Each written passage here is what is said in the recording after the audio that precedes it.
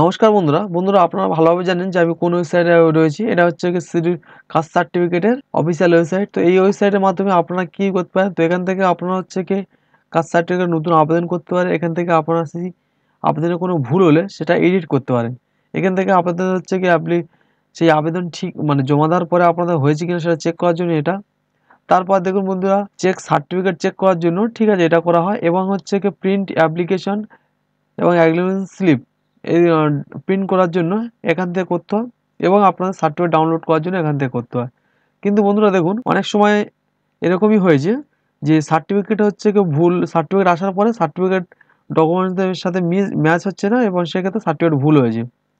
তো সেক্ষেত্রে আপনারা কি করবেন? তো বন্ধুরা সেটা এবছর বেশি পরিমাণে এই প্রবলেমটা দেখা দিয়েছে, কারণ এবছরে হচ্ছে গিয়ে এসসি এসটি ওবিসি যে ওইসি স্কলারশিপ ছিল, সেই ওয়েসিস স্কলারশিপে দেখুন আধার কার্ডের সাথে কাস্ট সার্টিফিকেটের নাম ঠিক আছে, এগুলো যেন সব ঠিকঠাক থাকতে হবে। তারপর আপনারা হচ্ছে সেই স্টাইপেন্ড ফর্ম ফিল আপ করতে পারবেন।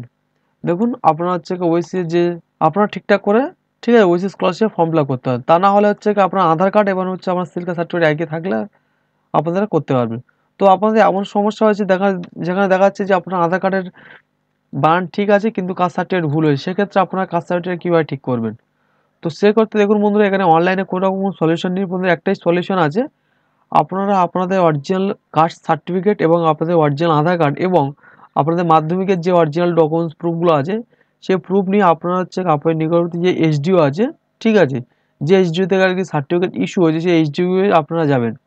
তো এসডিও গেলে দেখুন ওরা ওখান থেকে হচ্ছে গিয়ে সেটা সম্পূর্ণভাবে আপনাদের ঠিক করে দেবে, দিয়ে আপনাদের যে ভুল যে কাস্ট সার্টিফিকেট সেই সার্টিফিকেটটা নিয়ে নেবে, এবং আপনাদের ওই যে সার্টিফিকেট একটা জেরক্স কপি দিয়ে দেবে, সেই জেরক্স কপি দিয়ে আপনারা অনলাইন থেকে আপনারা নতুন সার্টিফিকেট ডাউনলোড করে নিতে পারবেন, এবং সেটি সঠিক সার্টিফিকেট হয়ে যাবে।